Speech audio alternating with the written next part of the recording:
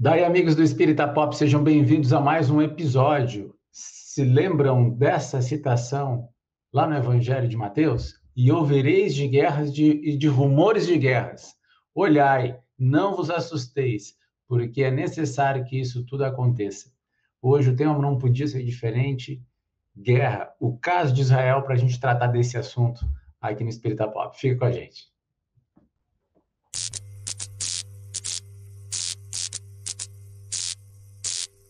Daí, meus amigos do Espírita Pop, sejam bem-vindos a mais um episódio do nosso programa, aqui direto da Comunhão Espírita de Brasília para todo o continente, para todo mundo, para toda a galáxia, torcendo para que os benfeitores do nosso sistema solar e associados a Jesus, o nosso mestre, possam nos proteger e nos dar muita força nesse momento que a gente está precisando, e não é pouco. Vocês sabem disso e onde concordar, né? E lá no Evangelho de Mateus, nós já temos esse recado do nosso Senhor Jesus, dizendo para a gente não se assustar, porque não é o fim, porquanto se levantará nação contra nação, reino contra reino, e haverá fome, pestes, terremotos em vários lugares, mas todas essas coisas são o princípio das dores. Então vos hão de entregar para seres atormentados, muitos, evidentemente, passarão por plano espiritual, e muitos serão odiados. Olha só, isso também é interessante, né? Por causa do meu nome. Nesse tempo, muitos serão escandalizados, muita traição uns aos outros, muitos ficarão aborrecidos com as situações que vão estar acontecendo, e vão surgir muitos falsos profetas que enganarão a muitos. E aí, quando a iniquidade estiver se multiplicado e o amor estiver resfriado, a gente tem que nos esforçar para perseverar até o fim, se a gente quiser ter, de fato, a nossa grande vitória do ponto de vista individual. E este evangelho do reino será pregado em todo o mundo, em testemunho a todas as gentes, e então virá o fim.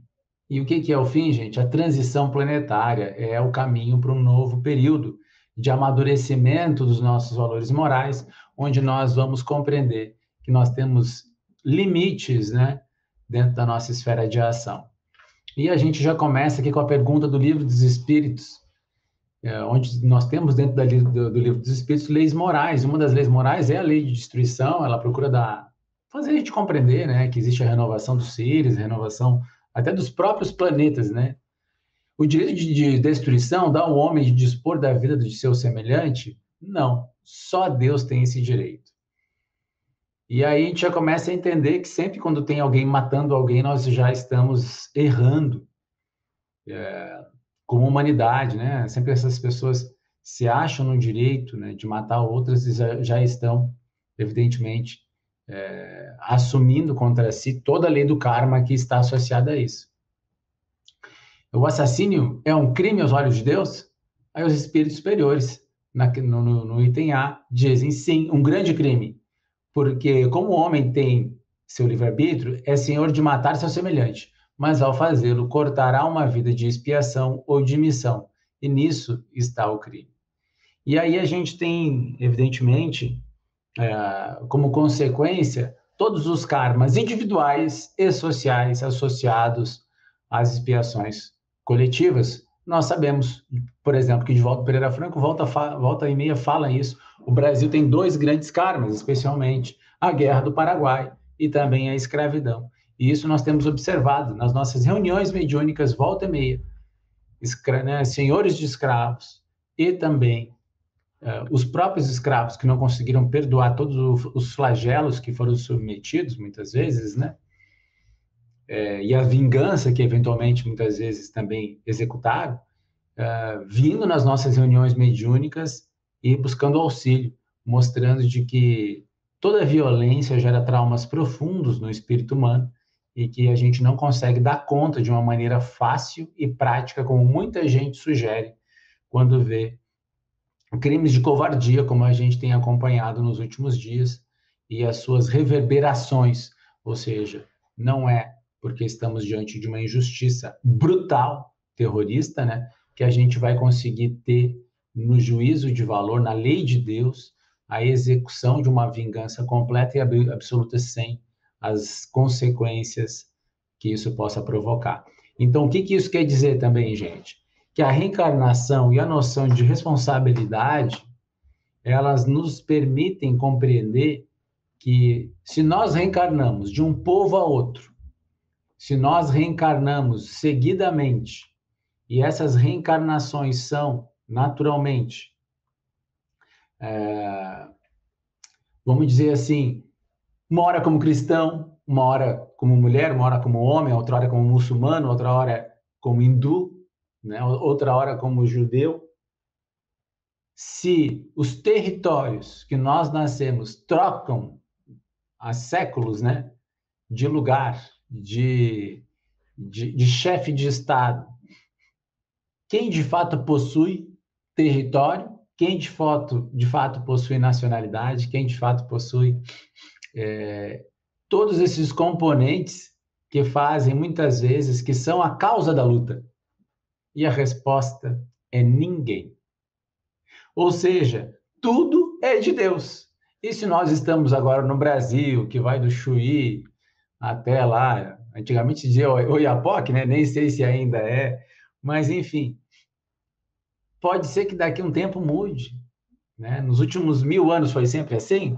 Já não foi terra indígena, já não foi Espanha, não foi Portugal, enfim, tudo isso é transitório, gente. Então, a gente tem que, de fato, compreender que é natural os mecanismos de defesa da nossa vida, das pessoas que a gente convive, evidentemente, mas que matar, tentar em nome de conquistas, de poder, invadir um outro país que está em paz, pode gerar para aquele conglomerado de pessoas e pelos fatos que desencadeiem consequências terríveis.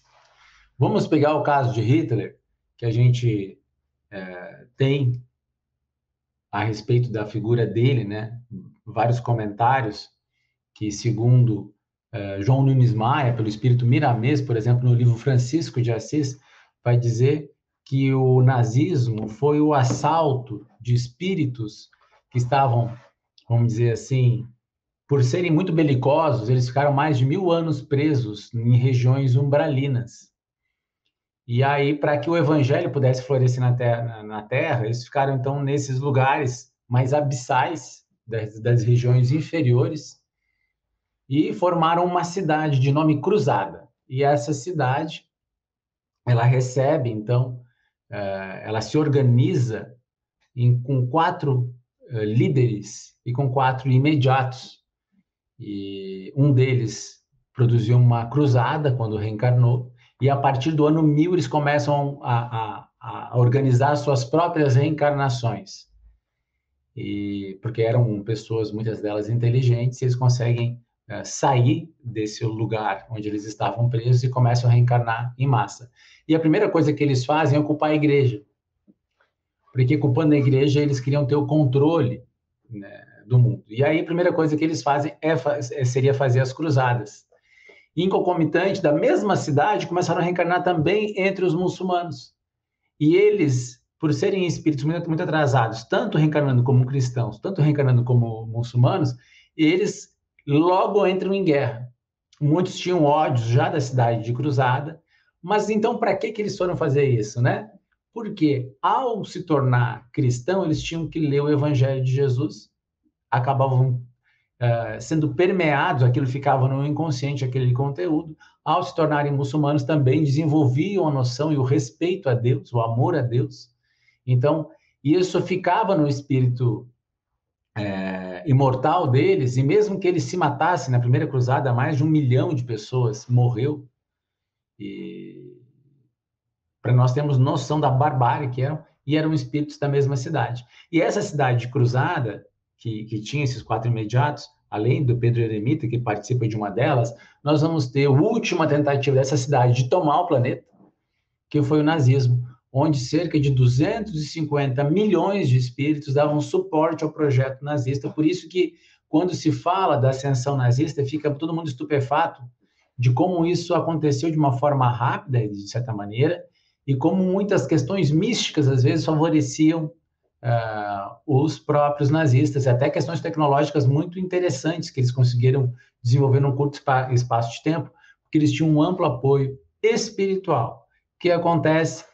Deus, na sua sabedoria imensa, e os benfeitores, na sua sabedoria imensa, foram educando vários desses habitantes dessa cidade, mas no final ainda o nazismo veio. E o que o nazismo fez, gente? O nazismo mostrou que o racismo era algo terrível, que ele seria a causa da destruição da Terra se ele não fosse combatido.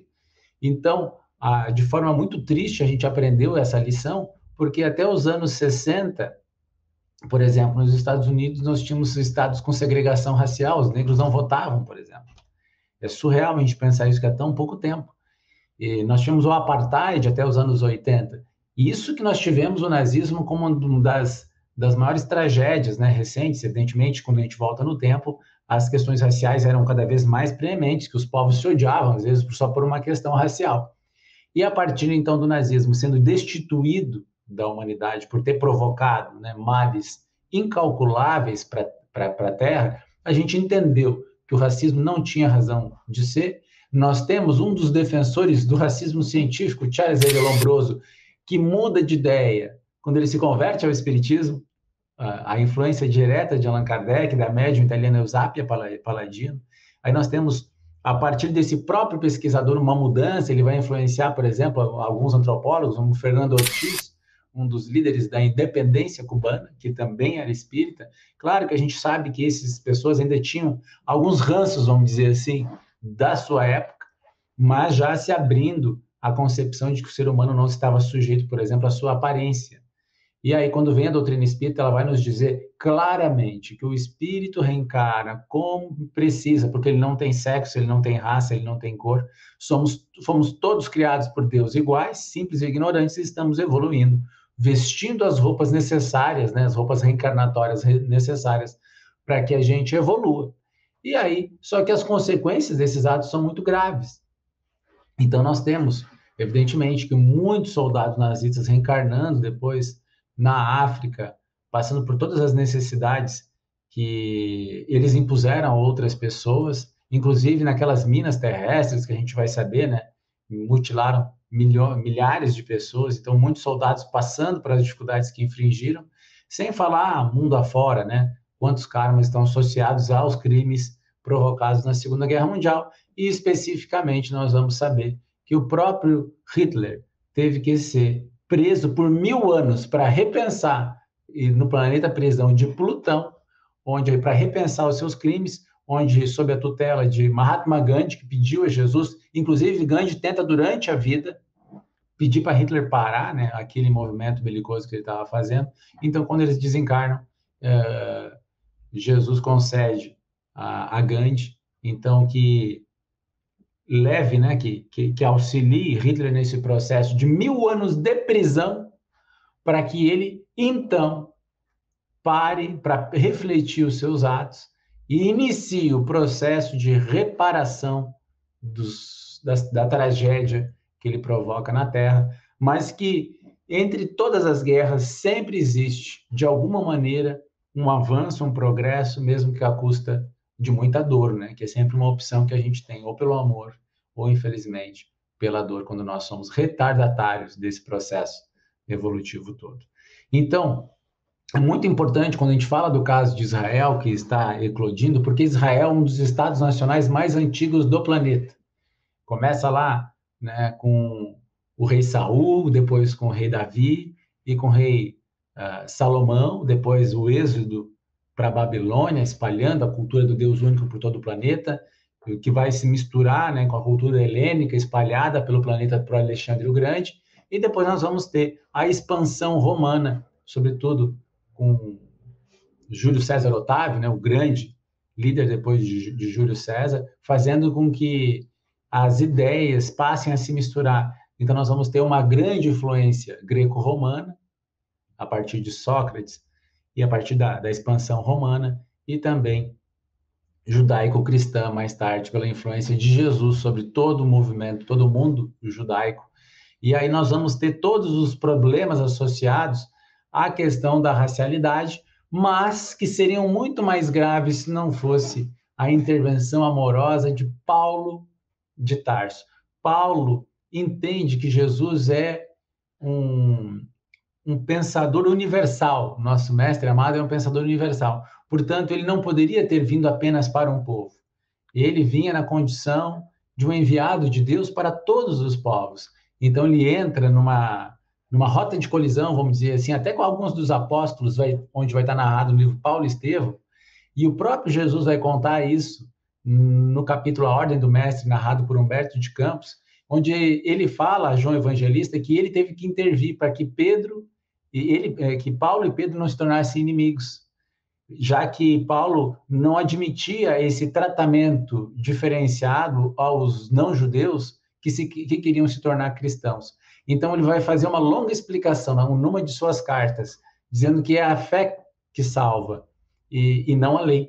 Né? Muita gente acha que essa dicotomia é com as obras. Não, mas entre a fé e a lei, no sentido de que eu não preciso estar vinculado à etnia judaica, não precisava nem fazer a circuncisão, que era o hábito dos judeus da época, não precisava se tornar judeu para se tornar cristão. Bastava você aceitar o Cristo.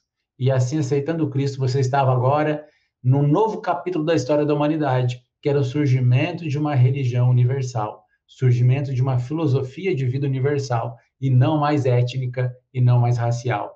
Então, para Paulo, todos os povos estavam convidados a participar desse banquete do Cristo. E isso muda a perspectiva que garante, por exemplo, que a gente tenha concebido, né, expandir a mensagem de Jesus por todos os continentes, por todas as línguas e todos os idiomas falam hoje a respeito do amor, mesmo que não diretamente citem Jesus, essa concepção de cidadão do mundo, essa concepção de amor universal, de fraternidade, que vai estar presente até nas revoluções materialistas mais tarde, ela nasce com Jesus.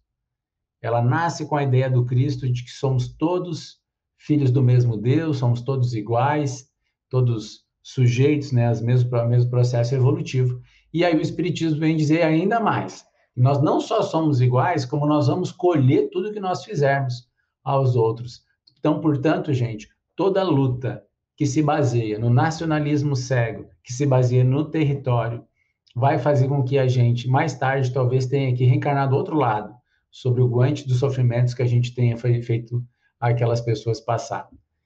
Então, olha como não tem lógica, né? A gente pensar de uma maneira totalmente transitória diante de uma verdade muito mais inconteste, que é a do espírito imortal, que não vai deixar para trás, com certeza, né? De evoluir por conta de que nós garantimos 1 metro a mais ou a menos de chão para o nosso país, né? Para o nosso estado. Então, o vencedor, de fato, dessa história toda é aquele que consegue promover a paz e eliminar a barbárie. É evidente que a barbárie ela precisa ser contida. E em qualquer lugar sempre foi assim, porque a barbárie ela não permite, né, a fruição natural dos direitos do homem e do cidadão, que foi um grande avanço da humanidade, direitos básicos que foram garantidos pela liberdade, já que esse é um componente muito importante da evolução da nossa civilização. Liberdade de opinar, de pensar, liberdade para as mulheres, né? Liberdade para todas as pessoas poderem viver as suas vidas com autonomia, buscando criar sempre um estado de maior bem-estar social possível, na medida e que se constrói, vamos dizer assim, cada povo, cada estado com as suas possibilidades. E aí a gente pode pegar muitas frases legais sobre esse tema, gente, muito conteúdo legal lá na Bíblia do Caminho. Se você botar Bíblia do Caminho Guerra, você vai ter bastante coisa bacana para entender, né, que nós estamos diante de um momento complicado e nós precisamos orar. Então, ao acordar, gente, vamos orar por essas pessoas, vamos orar por nós, evidentemente, pelas pessoas da nossa família, mas vamos orar por essas pessoas que estão no eixo, né, das grandes decisões nesse momento, porque tem horas que só aparece, só Deus, e o poder de Deus, às vezes, fica, vamos dizer assim, a gente parece que não acredita no poder dele, não é isso? Não bate essas dúvidas, mas por que está acontecendo tudo isso? Tudo tem uma razão. e às vezes é necessário que o mal se expanda para ele ser colhido, né? Tem até uma frase na Bíblia, né? Às vezes é preciso diferenciar o joio do trigo, e o joio, ele às vezes cresce junto com o trigo, mas como ele cresce mais, então você deixa ele crescer, depois você arranca ele inteiro e fica o trigo embaixo. Talvez nós tenhamos que ainda passar por algumas situações difíceis para que o joio possa ser colhido, que a gente possa, se Deus quiser, viver num ambiente de paz, onde a gente compreenda que somos filhos de Deus e que não vale comprometer as nossas encarnações futuras com base a raiva ou ódio. Então, para nós encerrar, gente, Cartas do Alto, Ante o Alvorecer, um poema de Olavo Bilac, que vai falar dessa temática. Troa o canhão de novo, à frente da batalha. De novo chora a paz, rasgando o próprio peito. Sempre a postergação do bem e do direito, que a sombra espessa e hostil menospreza e amortalha. Mas além do pavor da noite e da metralha, sem a escura ilusão de mentiroso preito, fuge o reino imortal do espírito perfeito, onde o anseio da fé sempre se aprimora e agasalha. Do abismo tenebroso em que ruge a procela, a visão de Jesus renovadora e bela ressurgirá, trazendo a luz risonha e forte. Hosanas ao porvir da nova sementeira, no Evangelho resplende a vida verdadeira, na grandeza do amor que vence a treva e a morte. Gente, beijo no coração de vocês, fiquem com Deus, tenhamos confiança e oremos muito para que todas as pessoas possam encontrar no amor de Jesus uma solução para os seus conflitos, e aqueles povos que ainda não conhecem Jesus, né, que eles possam receber a nossa oração, o nosso amor, porque eles conhecem a Deus e têm os seus anjos da guarda, têm os seus espíritos protetores que velam por um destino feliz a todos nós. Que assim seja, gente.